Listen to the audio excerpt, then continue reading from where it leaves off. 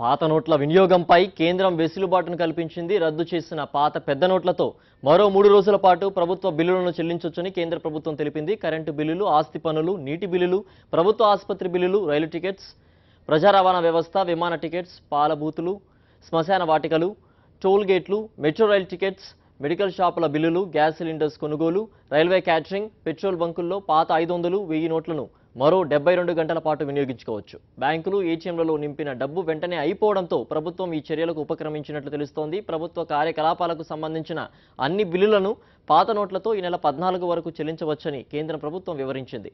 మరోవైపు దేశవ్యాప్తంగా toll gate వద్ద పన్నుల వసూలు నిలుపుదల గడువును కేంద్రం పొడిగించింది. ఈ నెల 14 అర్ధరాత్రి వరకు టోల్ గేట్ వద్ద పన్నుల వసూళ్లను నిలిపివేస్తూ ఉత్తర్వులు జారీ చేసింది.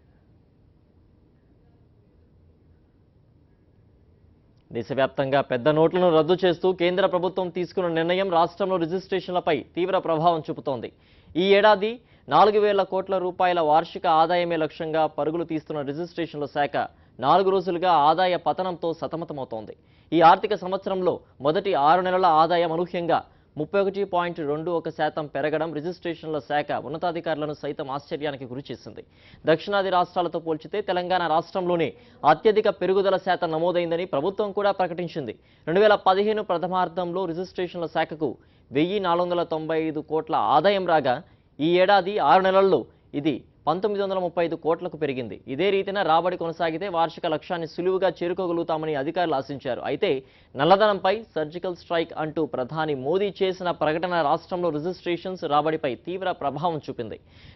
రిజిస్ట్రేషన్స్ శాఖకు ఈ నెల 2న 15 కోట్ల ఆదాయం రాగా తాజాగా శుక్రవారం అది 30 లక్షలకు పడిపోయింది. తాజా పరిణామంతో ప్రభుత్వం పెద్దలతో పాటు రిజిస్ట్రేషన్ల శాఖ ఉన్నతాధికారులకు కూడా ఏం చేయాలో పాలుపోని పరిస్థితి నెలకొంది.